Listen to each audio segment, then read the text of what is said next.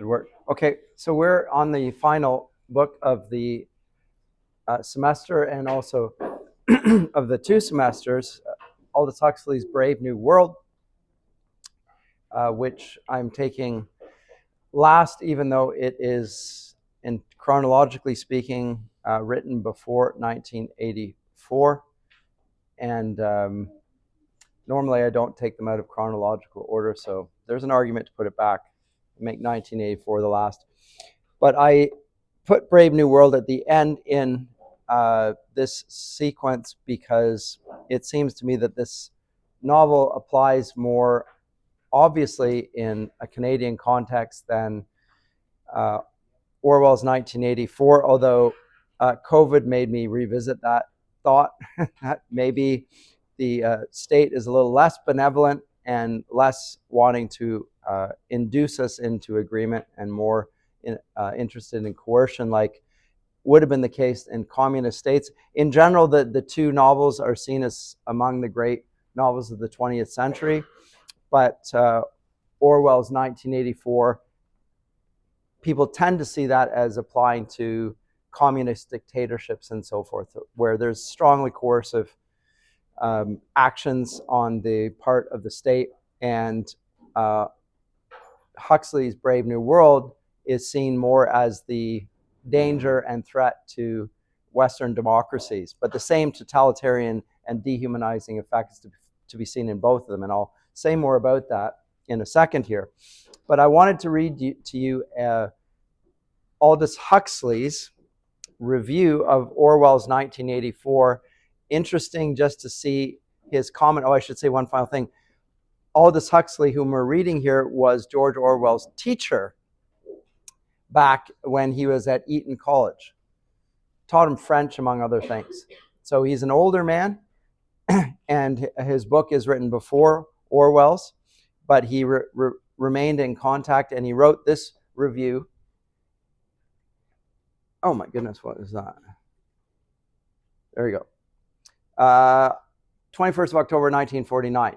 Mr. Orwell, it was very kind of you to tell your publishers to send me a copy of your book. It arrived as I was in the midst of a piece of work. I had to wait a long time. Agreeing with all that the critics have written of it, I need not tell you yet once more how fine and how profoundly important the book is. May I speak instead of the thing with which the book deals, the ultimate revolution. The first hints of a philosophy of the ultimate revolution, the revolution which lies beyond politics and economics and which aims at total subversion of the individual's psychology and physiology, are to be found in the Marquis de Sade, who regarded himself as the continuator, the consummator of Robespierre and Babeuf. These are French revolutionaries. And the Marquis de Sade is contemporaneous with him, and he thinks that is sadism, the sexualization of the politics of the French Revolution, represents the consummation of the French Revolution. And it's interesting to note, I'll get back to this in a sec, that the phrase the sexual revolution we associate with the 1960s, but there's a book written in 1930 called The Sexual Revolution by a member of the Frankfurt School. I will put this up for you here. Wilhelm Reich, there it is.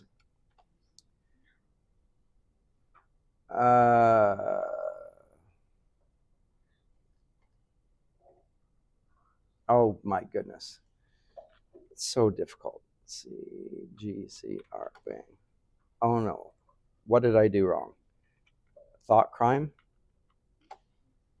Got it. Oh, it says 1986, but this is, when was it originally written? Oh, it says publication. That's totally unhelpful. Never mind. Wilhelm Reich, The Sexual Revolution. This is a translation of it. It would have been written originally in German, and its publication date, I believe, is 1930. Might be 1931, 1932, thereabouts. Which is right when Brave New World is written, 1932. And the sexualization of the revolutionary aims of the French Revolution in bringing about the subversion of the state and giving over, and Karl Marx will see the French Revolution as ushering in a new sort of utopian society, which communism, he believes, will bring it about, is what is, oh gosh, go away. I just want to get rid of this and not see it, and it won't let me even do that. Okay, so I'll stop doing that. I'll let you see the Walmart ad. How can I get rid of this? I will not give in. There you go.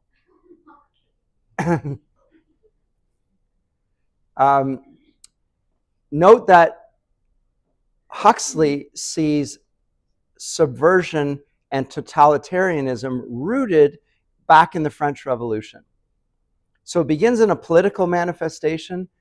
De Sade sees it immediately being carried on even on the individual sexualized level. And we will see in the 20th century that that political ideal is seen on a micro level in the way in which family politics are initiated by Margaret Sanger and Planned Parenthood and various other organizations trying to seize the reproductive capacities of the family and gain control over them, allegedly to give them over to the individual, but in fact with much broader implications than individual control.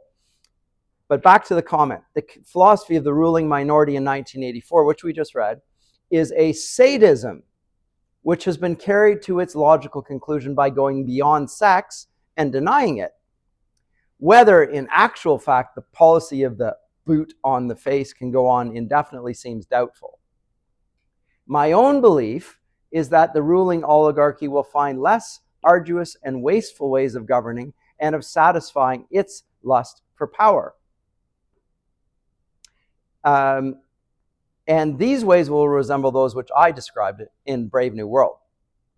I have had occasion recently to look into the history of animal magnetism and hypnotism, and have been greatly struck by the way in which for 150 years the world has refused to take serious cognizance of the discoveries of Mesmer, Braid, Esdale, and the rest. Partly because of the prevailing materialism, and partly because of prevailing respectability, 19th century philosophers and men of science were not willing to investigate the odder facts of psychology for practical men, such as politicians, soldiers, and policemen, to apply in the field of government. Thanks to the voluntary ignorance of our fathers, the advent of the ultimate revolution was delayed for 5 or 6 generations. But now we're here. They're going to apply it to human sexuality. They're going to apply it to human psychology. And politicians are going to gain interest in these things and involve themselves in, among other things, mass propaganda. So there's a book by Edward Bernays on propaganda written in 1927 and so forth. So again, contemporaneous with this. And another lucky accident was Freud's inability to hypnotize successfully and his consequent disparagement of hypnotism. This delayed the general application of hypnotism to psychiatry for at least 40 years. But now psychoanalysis is being combined with hypnosis, and hypnosis has been made easy and indefinitely extensible through the use of barbiturates, which induce a hypnoid and suggestible state in even the most recalcitrant subjects. So in our day, people are starting to experiment, and this is not new, with psychoactive drugs. Not just LSD, as was used in the 50s and 60s and so forth, but other sorts of mood, mind-altering substances. Even in Christian communities, I'm noting this. It's a sort of gaining control over our present reality with some sort of quasi-Christian justification. You can say the same thing with the Enneagram movement. It's a similar sort of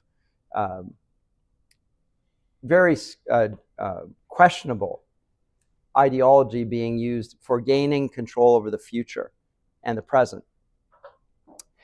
Here's his prediction. With the next generation, I believe that the world's rulers will discover that infant conditioning and narco-hypnosis are more efficient as instruments of government than clubs and prisons.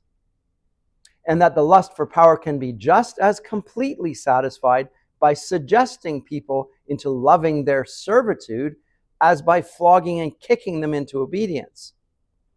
In other words, I feel that the nightmare of 1984 is destined to modulate into the nightmare of a world having more resemblance to that which I imagine in Brave New World. The change will be brought about as a result of a felt need for increased efficiency. In other words, if I can get you to do what I want through the carrot, why would I use the stick? You'll be happy rather than upset and angry. And I will get what I want anyway.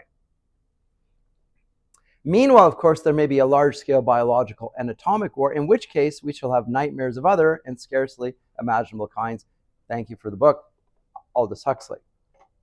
Now, last time I mentioned and I cited C.S. Lewis's The Abolition of Man, and said, which was a series of public lectures which C.S. Lewis delivers in 1943. And I talked about the way in which he said that modern education, which has abolished morality from its teaching as a teachable subject matter or even as an interest in teaching, has the consequence not only of creating people who think that morality doesn't apply to them, in which case they can do to their fellow man whatever they want without any fear that they're doing something wrong. Their consciences are not provoked by the fact that they're doing to someone else what they wouldn't want to happen to them, because they've got rid of the common ground between the two of them, right? So if you think there is no such thing as right and wrong, then you can do something to somebody else and not think that it should apply to you, and not even think about that implication. Oh, but what if he did it to me? And the most intelligent of those people, the scientists, will gain power over their fellow human beings and regard them, and this is again Lewis's analogy, the way a poultry farmer regards a chicken, rather than the way a mother bird regards her baby birds. The mother bird teaches the baby birds to fly. The mother bird says, do what I do. The poultry farmer raises the chickens up in order to eat them. And Lewis's observation is that scientists who don't see the connection between themselves, or even educators that don't see the common humanity between themselves and those that they're educating, are going to treat their students just like the poultry farmer does. And so here it is in The Abolition of Man, part 3. For the power of man to make himself what he pleases means, as we've seen, the power of some men to make other men what they please. In all ages, no doubt, nurture and instruction have in some sense attempted to exercise this power, but the situation to which we must look forward will be novel in two respects. In the first place, the power will be enormously increased. Hitherto, the plans of educationalists have achieved very little of what they attempted, and indeed, when we read them, how Plato would have every infant a bastard nursed in a bureau, so it would take children away from their parents and raise them by professional educators. That's in Plato's Republic, conditioned by the professional class. And Eliot would have the boy see no men before the age of 7, and after that, no women. And how Locke wants children to have leaky shoes and no turn for poetry. And I would say Rousseau, Jean-Jacques Rousseau, the French, famous French author, who transformed education, had 5 children, all of them conceived outside wedlock, and he put them all in orphanages. It's the mindset of severing your common humanity even with your own children, and with raising an elite that are dedicated to education, but education is no longer follow in my footsteps, do as I do. And that model of discipleship as mentoring goes all the way back to Homer, but is also clearly there in biblical accounts where we're supposed to do as Jesus did. And the Apostle Paul says, imitate me even as I imitate Christ. So it's not just follow my doctrine, it's follow my life. Do as I do. That educational model is broken by this professional class of education. And he says, we may well thank the beneficent obstinacy of real mothers, real nurses, and above all, real children for preserving the human race in such sanity as it still possesses, like the Hebrew midwives who disobeyed Pharaoh. But the man molders of the new age will be armed with the powers of an omnicompetent state and an irresistible scientific technique. We shall get at last a race of conditioners who really can cut out all the posterity in whatever shape they please. And the second difference is even more important. In the older system, both the kind of man the teachers wished to produce and their motives for producing him were prescribed by the Tao, a moral law that applied to all humanity. So the teachers are themselves subject to a law above themselves. They're going to be accountable for it, whether it's to God or just objective morality. This is the way the universe is. And I dare not break it. And Lewis describes every major religion having the same sort of prohibitions, very similar in many ways. You do this, you don't do that. And very clear, you will not break them or you will be punished. We won't tolerate these things. He said, they did not cut men to some pattern they had chosen. They handed on what they'd received. They initiated the young neophyte into the mystery of humanity, which overarched him and them alike. It was but old birds teaching young birds to fly. This will be changed. Values are now mere natural phenomena. Judgments of value are to be produced in the pupil as part of the conditioning. Whatever Tao, that is moral law, there is, will be the product, not the motive of education. We don't do things because they're right. We do things to create right. And right has no connection with anything pre-existence. In other words, we determine what good and evil is. And Friedrich Nietzsche talks about this in his book, Beyond Good and Evil. And the Superman, the Übermensch, will be above and beyond moral judgments. And he will lead humanity in this sense, even if there's no humanity attached to him left. So that's Lewis's comments on this work. And you've read Huxley's comment to George Orwell. Here's the book and how it begins. It's quite an extraordinary book.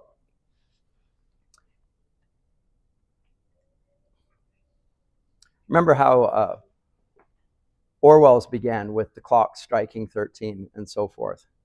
Here it's similarly, I would say, Stalinist, dystopian in one sense, but much more scientific and much less ominous. A squat gray building of only 34 stories. Over the main entrance, the words Central London Hatchery and Conditioning Center. And in a shield, the world state's motto, community, identity, stability. The enormous room on the ground floor faced towards the north, cold for all the summer, beyond the panes, and for all the tropical heat of the room itself, a harsh, thin light glared through the windows, hungrily seeking some draped lay figure, some pallid shape of academic goose flesh, but finding only the glass and nickel and bleakly shining porcelain of a laboratory. Wintriness responded to wintriness. So we find ourselves where? In a lab, in a scientific theater, a place where experiments are going on. Except the experiment here is not really an experiment, it's a production line, because science has now been made into the business of the government, and what the government is chiefly concerned with is creating human beings. Now, it's at this point where you can make some really interesting theological observations. And speaking about sex and having children, there are different words in the English language that are used for this. In fact, I've got to.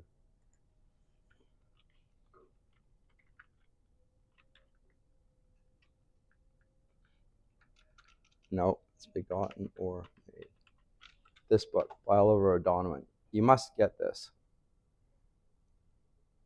Is this? Yeah.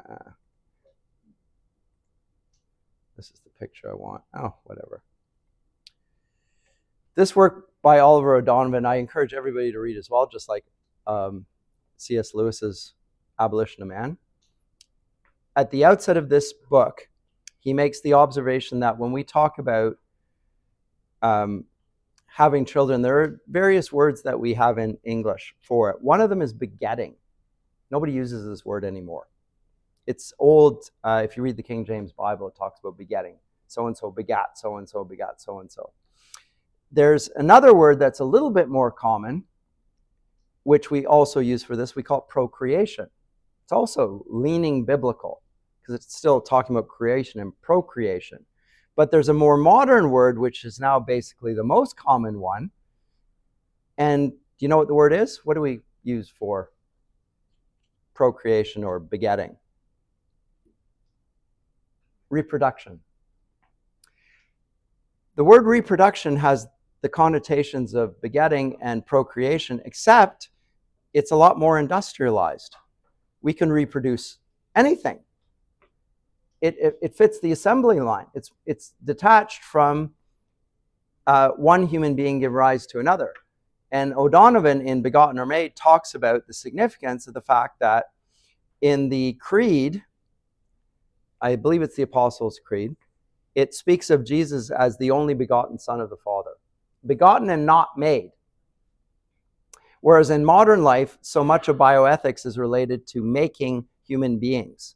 And O'Donovan wants to then explore the consequences of that in terms of human nature, Christian theology, etc. Because we're made in the image of God, and we beget one another. That's the means by which Adam and Eve fulfilled the dominion mandate of being fruitful and multiplying and filling and subduing the earth, right?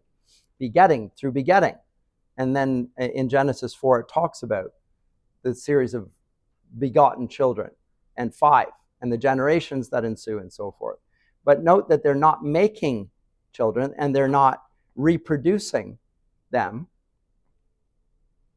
They're begetting them of their own bodies. They're begetting them.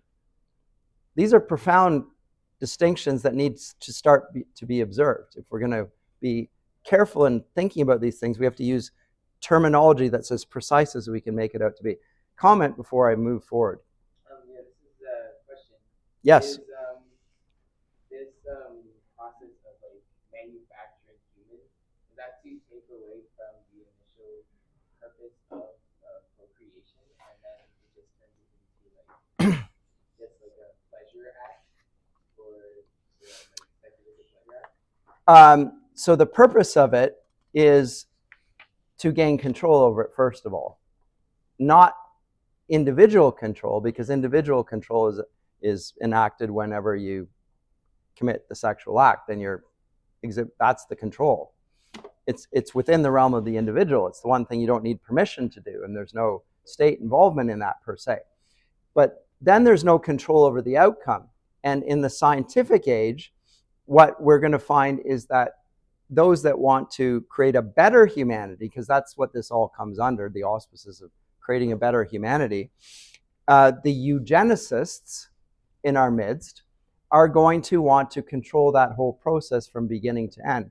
And that will include not allowing some people to breed at all, so you sterilize them, which happened throughout the 20th century, by the way.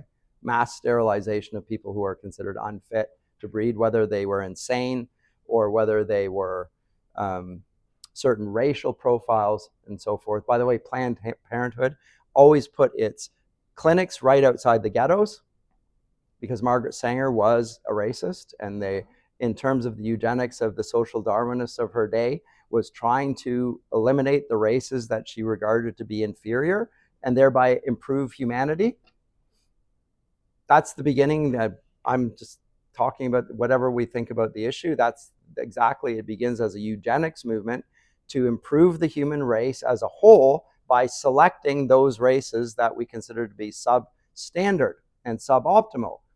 So that's already a practical implication of the eugenics movement.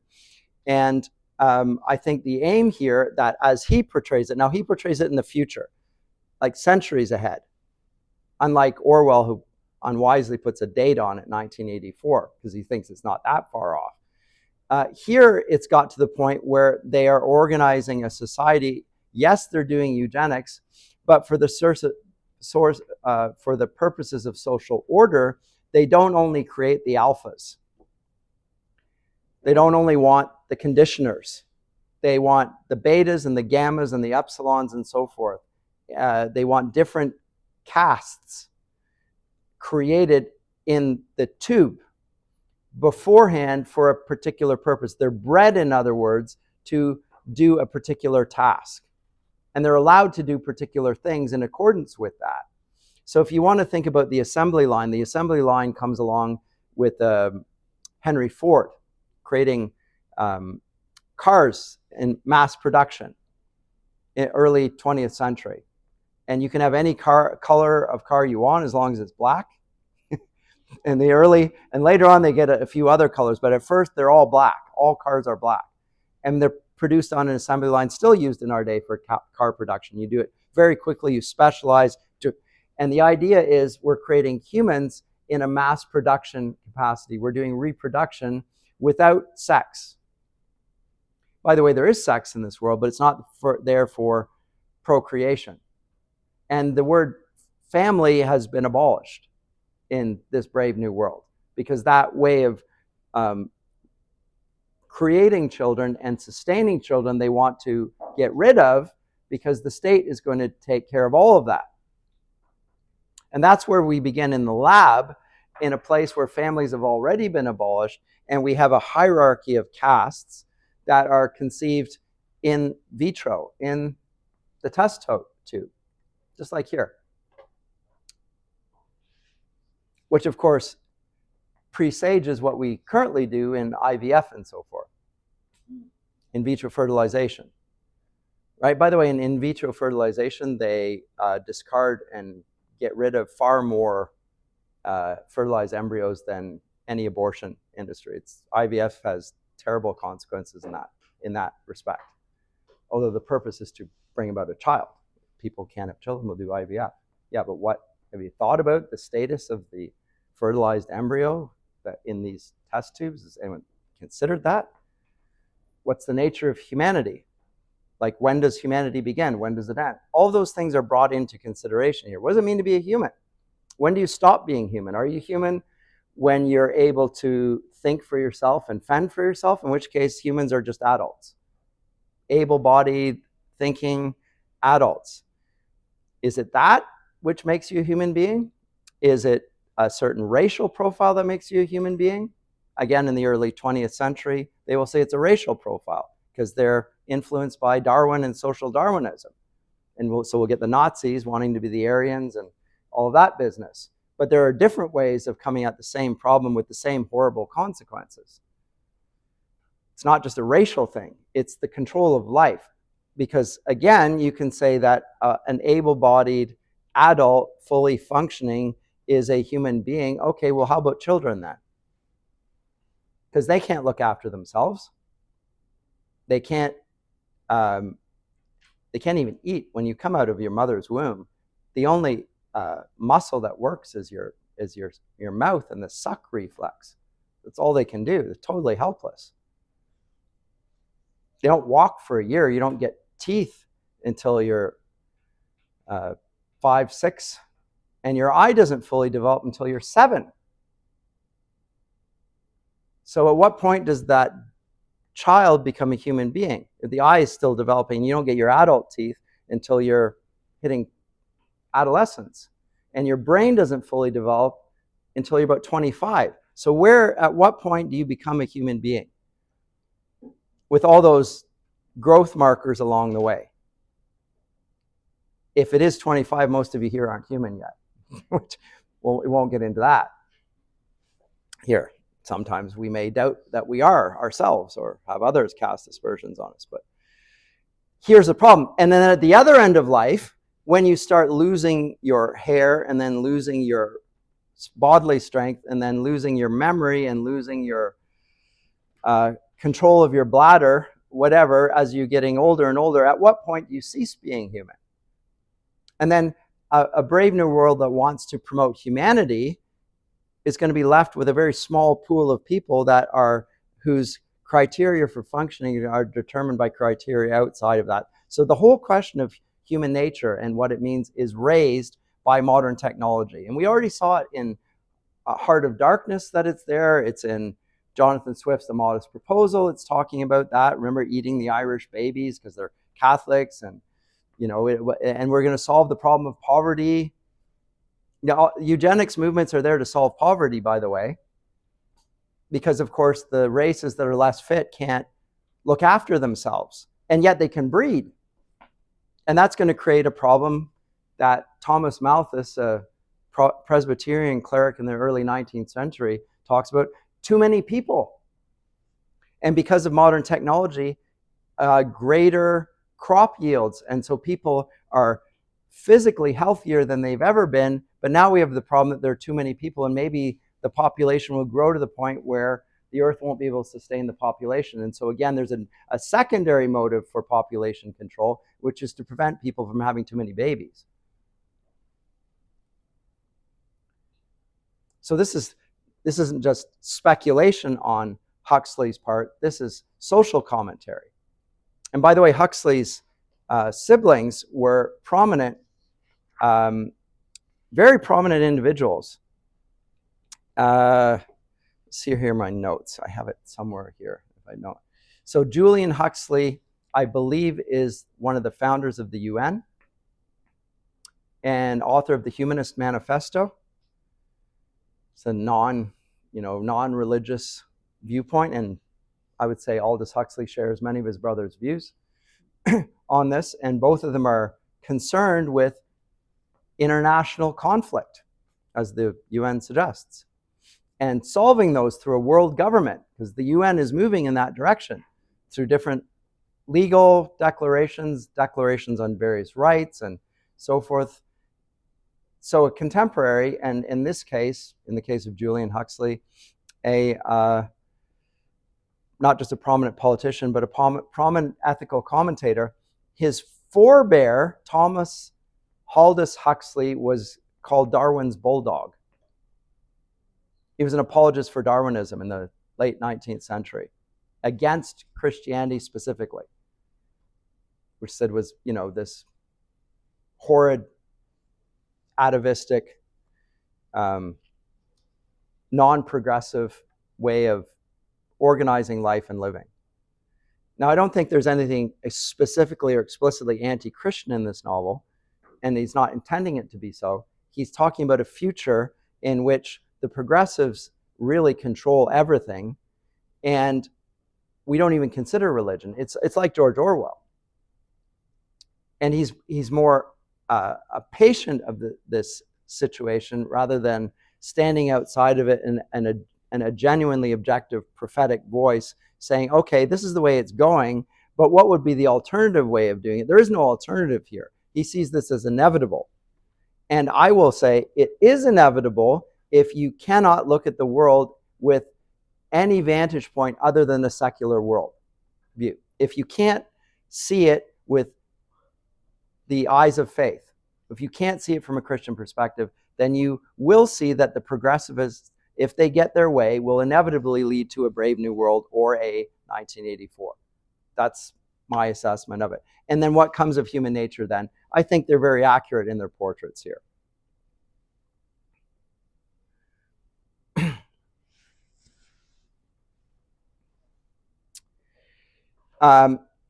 If you're interested in, I don't know if anyone has ever read H.G. Wells, but Huxley said that Brave New World was inspired by H.G. Wells' novel.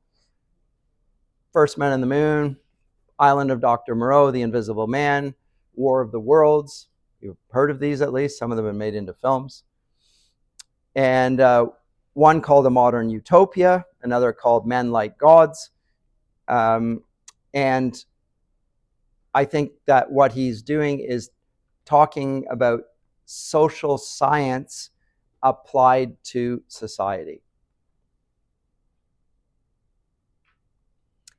And social science is taught in the schools as if it's the only way of thinking about human nature. Whether you do psychology or sociology or anthropology, these are the social scientists' ways of looking at humanity.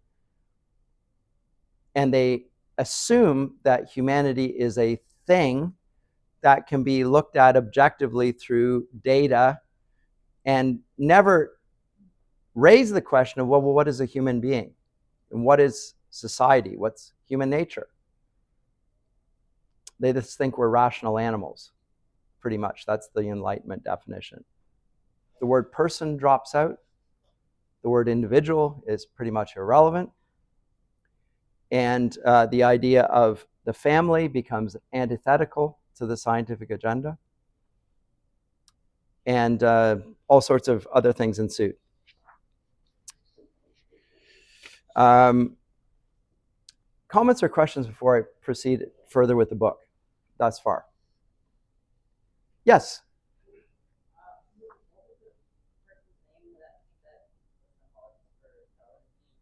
Thomas Huxley, T.H. Huxley, Darwin's bulldog.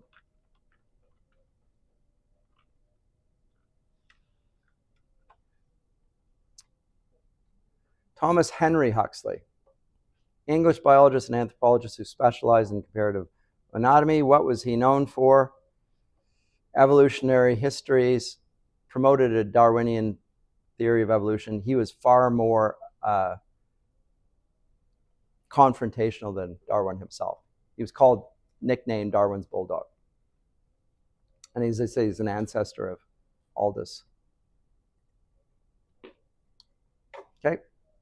Okay, well then back to this. We've set the stage. The stage of this dystopian future begins in a lab. And this is telling. Right in the heart of London. So there's no war going on.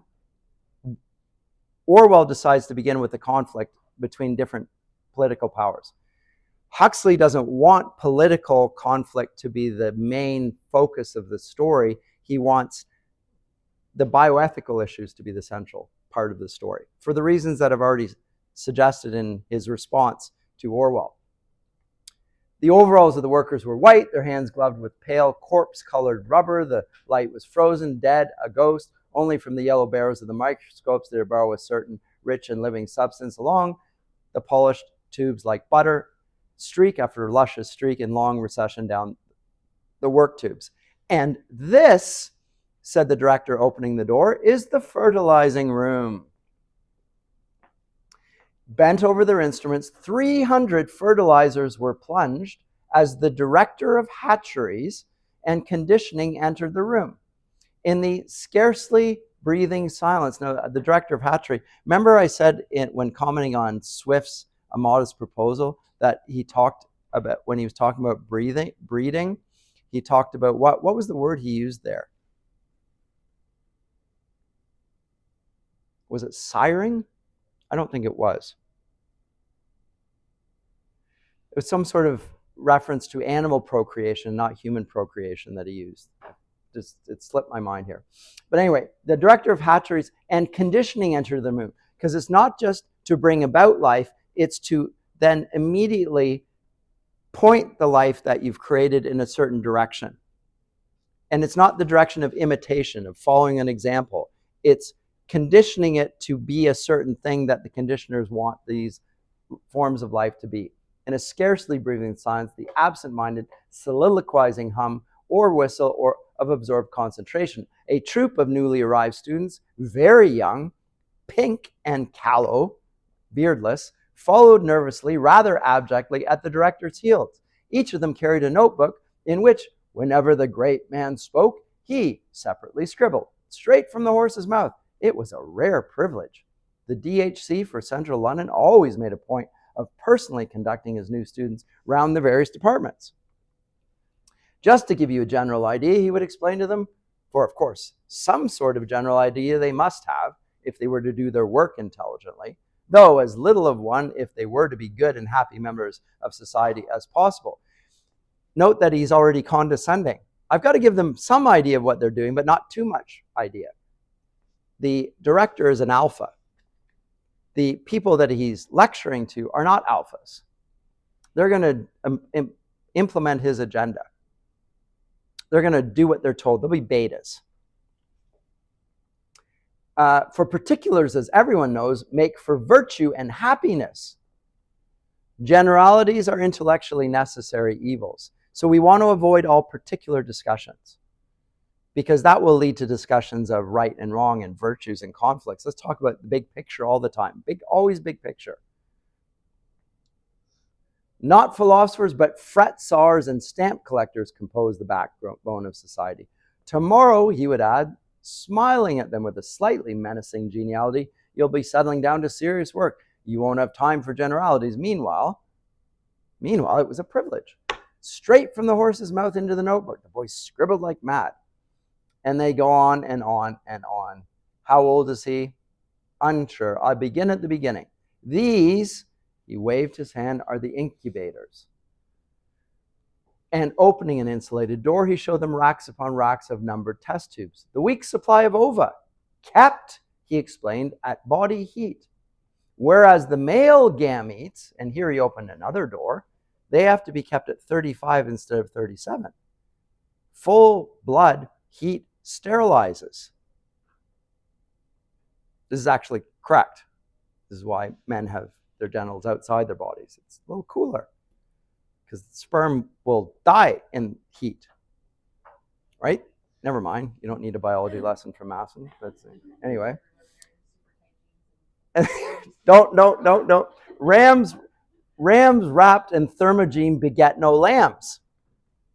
Still leaning against the incubators he gave them while the pencils scurried illegibly along across the pages, a brief description of the modern fertilizing process spoke first of its surgical introduction, the operation undergone voluntarily for the good of society, not to mention the fact that it carries a bonus amounting to 6 months' salary. So, again,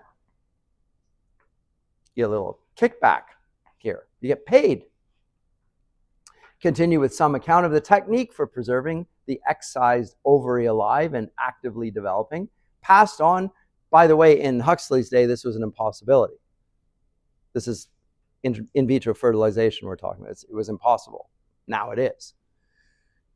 Passed on to a consideration of optimum temperature, salinity, viscosity, referred to the liquor in which the detached and ripened eggs were kept, and leading his charges on the work tables, actually showed them how this liquor was drawn off from the test tubes, how it was let out drop by drop under the specially warm slides of the microscopes, how these eggs, which it contained, were inspected for abnormalities, counted and transferred to a porous receptacle, how, and we now look them to watch this operation, the receptacle was immersed in a warm bouillon containing free-swimming spermatozoa at a minimum concentration of 100,000 per cubic centimeter. He insisted.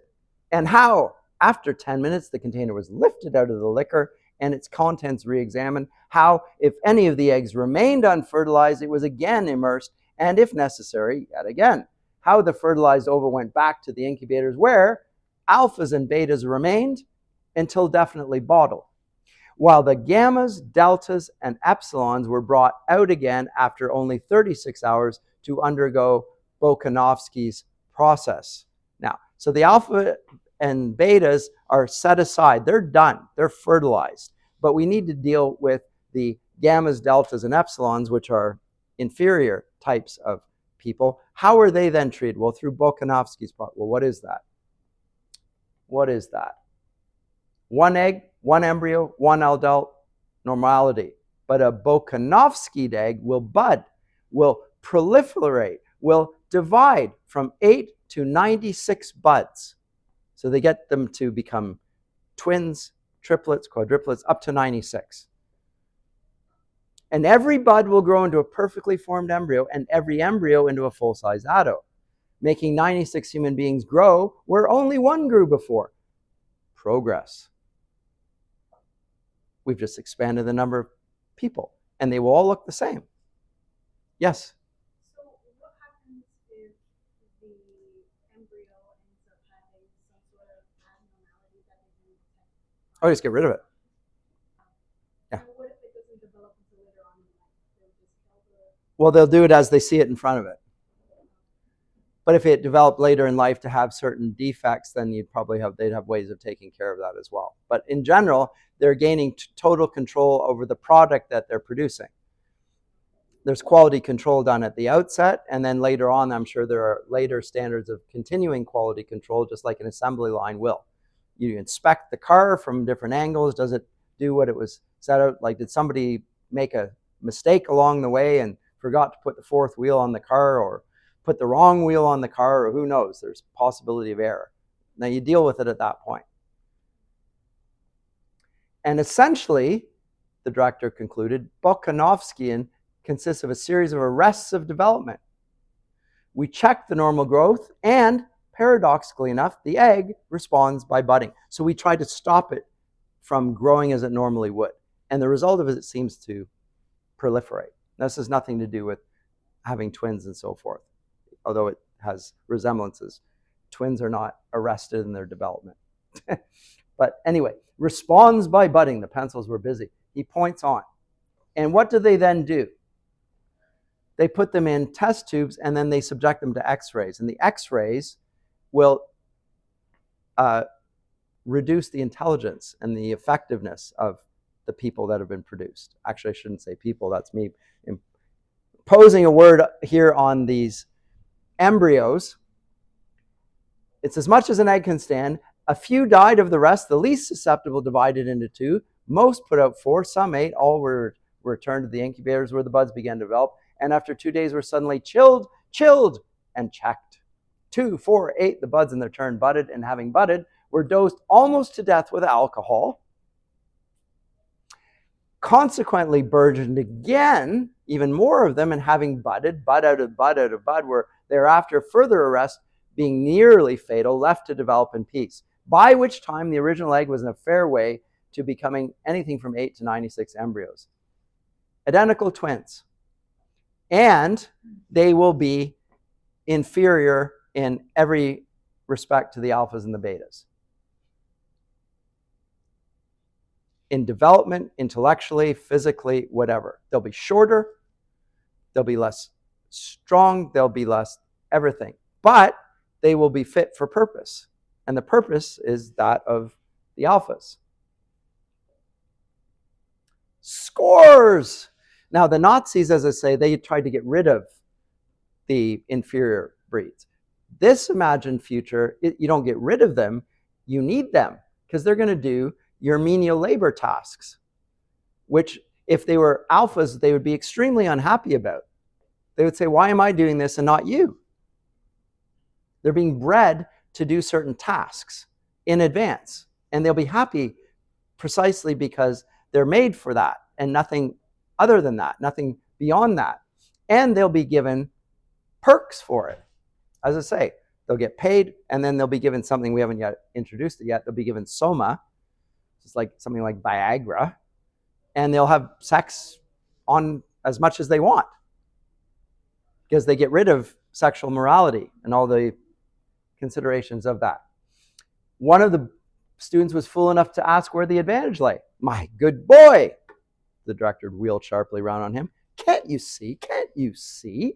He raised a hand. His expression was solemn. Bokanovsky's process is one of the major instruments of social stability.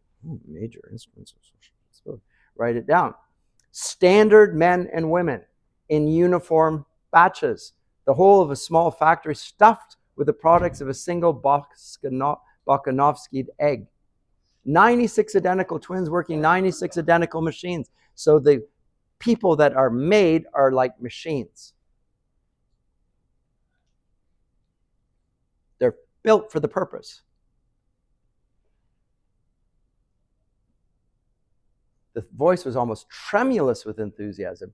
You really know where you are. For the first time in history, he quoted the planetary model: community, identity, stability.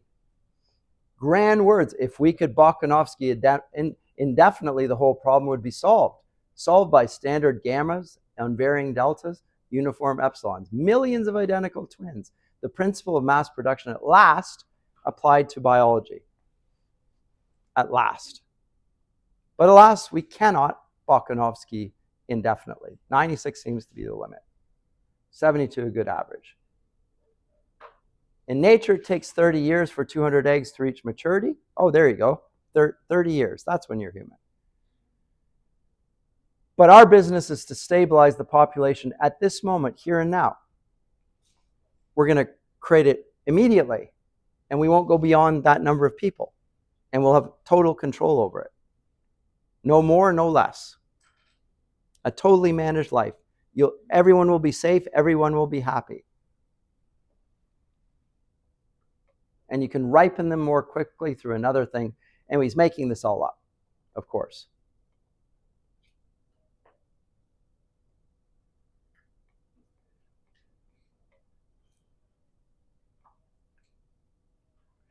Brought up to date every morning, their techniques coordinated every afternoon, on the basis of which they make their calculations. Oops, don't want to do that. Of so many individuals of such and such quality distributed in such and such quantities, the optimum decanting rate at any given moment, unforeseen wastages promptly made good. All this language is efficiency language.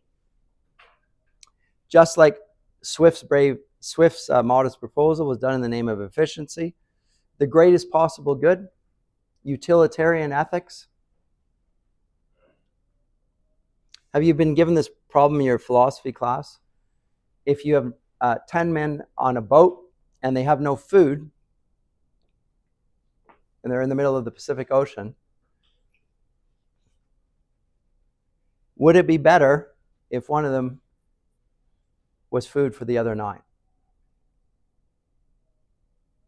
Or that they all starve? What is your answer, and why do you say it? It's a philosophical problem. Squid Games has a sort of similar scenario. Like, it's not quite the same, but it's in that perverse experiment for the titillation of elites. You do this and you get financial benefit of it. It's the same basic scenario played out. Yes? Comment? Or you got an answer to my dilemma. Okay, give me an answer. Okay, why? Because eventually, if you're killing that one person to eat them, then eventually you're going to have to kill another person to eat them again, and eventually you're going to have to keep killing. So you're all going to die eventually. Well, how do you know that, though? Maybe somebody will rescue you. Like, you're prolonging like if you eat one now, it will help nourish you for I don't know how many days, and maybe then you have to get another one, and then, okay, but then it gives you more time to be rescued. You didn't make a strong objection. It wasn't a strong objection, really. I actually say Star Trek answered it. Mr. Spock said the needs of the many outweigh the needs of the few. And in some cases... Okay, so you eat one of them. In some cases, it would make sense for one person to sacrifice himself rather than 10 sacrifice themselves. Yeah, but he gave up his life willingly. I would think that if you put 10 people together, you could possibly find one that would be willing Eat me. to give up their life. Eat me. For the betterment of the other 9. Okay. Oh, I'd like to see that one in action. I can't imagine somebody's busy. You know what? I love you guys. Just eat me. Go ahead. It'll save you all. Yes, go ahead. I think from a utilitarian perspective of ethics, which says that like the needs of the many outweigh the needs of the few. Yep. That eating one person would give greater pleasure to the 9 people, so that would be okay. But well, it allows them to survive. Yeah. An objection to that would be the objective sense of morality, which states that human beings have an intrinsic value and that they shouldn't be used as a means to an end. Okay. So they would rather all starve because they believe that an individual is of inestimable moral worth, made in God's image, having a soul, that sort of thing. Yes?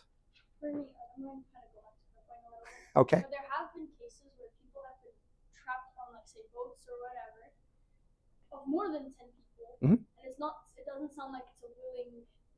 It sounds like No, they're not. Nobody's volunteering. Right.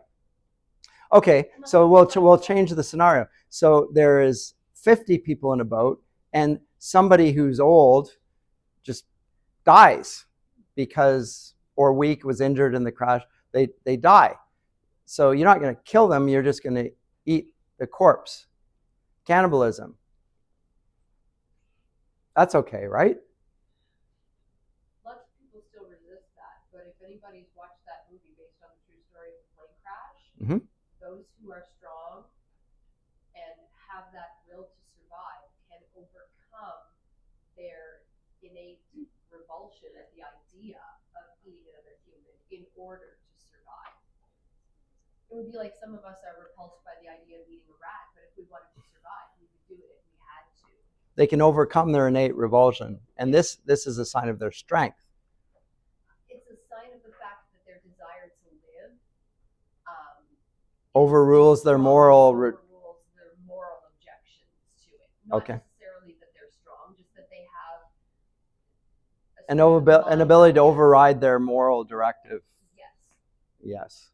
Because I think most of us, unless we were born and raised in a culture that is cannibalistic, we object to eating someone who is human, like we are. Cannibals never eat their own, by the way.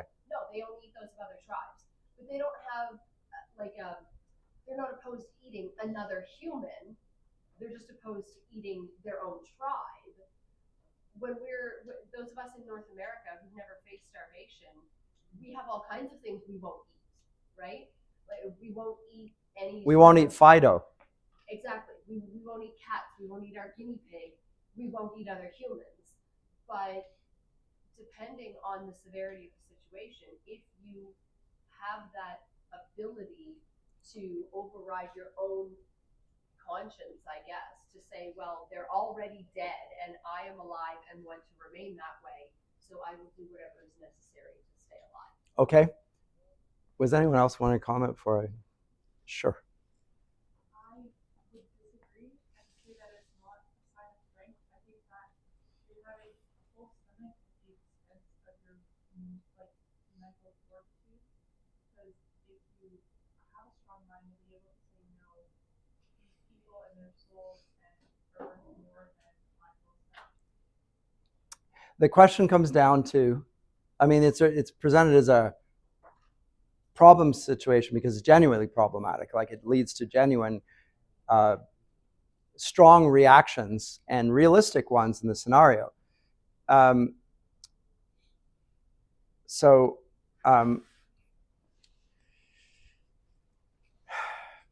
mentioned this already. Viktor Frankl. Anyone done Viktor Frankl yet? Heard of Viktor Frankl?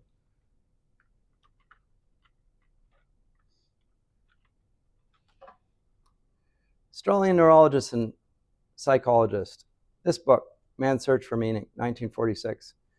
He talks about, he's a Jew with other Jews in the internment camps, and he talks about the terrible conditions under which he and his fellow inmates were kept, and noticed that, and they were subjected to all manner of horrible things, like horrible things. It's an excremental assault. So you would dehumanize people by getting them to do dehumanizing things, like the worst things you could imagine. You get people to do that because it allowed the guards to regard their prisoners as subhuman because they're doing such disgusting things,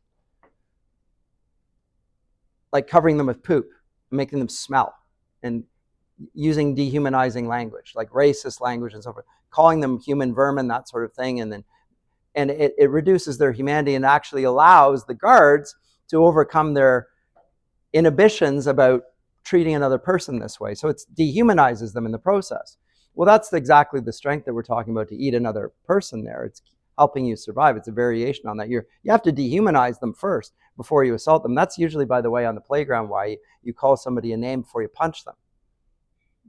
No, it is. You first call them whatever, and it doesn't matter what it is. It can be racist, or it can be four eyes, or it really doesn't matter.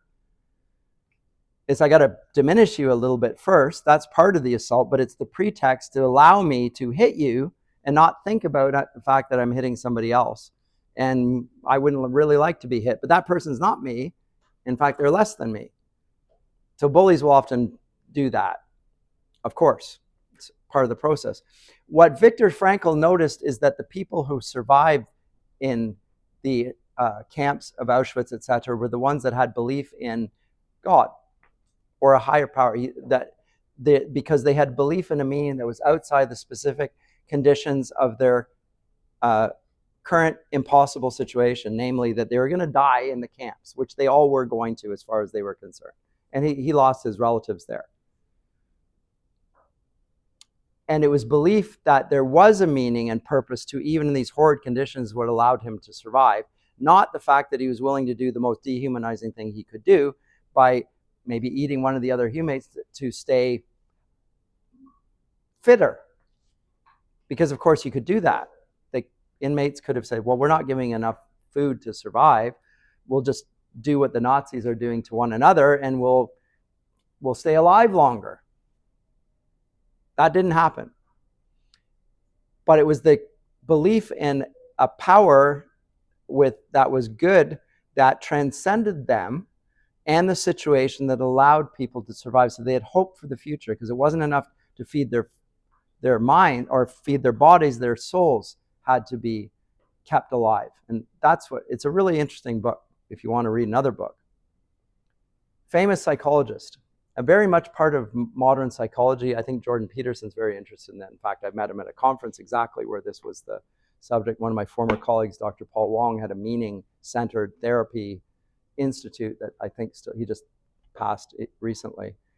And I met Jordan Peterson there. So very much interested in the big picture. Meaning being in a part of something that no animal has. Animals don't have a sense of meaning or purpose. They do have a sense of survival. Can you, if you throw away a sense of meaning and purpose and accountability and responsibility and morality, retain your humanity, or does your animal existence continue and you've killed your own soul?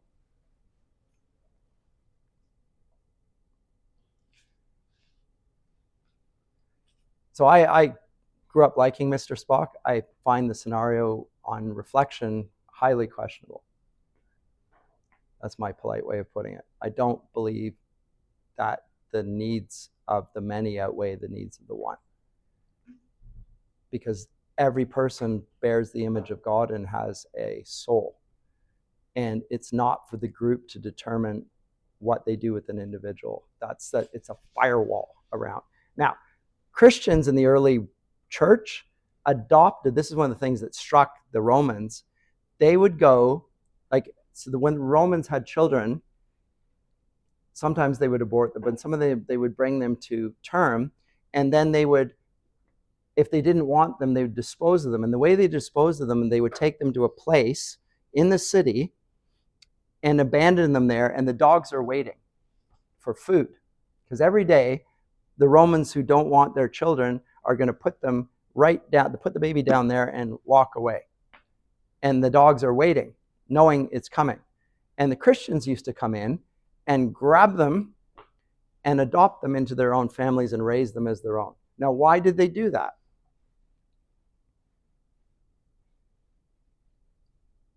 Because they thought that that's a person, that's a human being. That person bears the image of Christ. That's a person just like me, just helpless, and it's somebody else's child, but it is still a child, and that is a human being just like me, and that's why they did it. And again, those same Christians were not willing to do the expedient thing, the pragmatic thing, and take a pinch of incense and say Caesar is Lord, as well as Jesus is Lord. They wouldn't do that. They would not.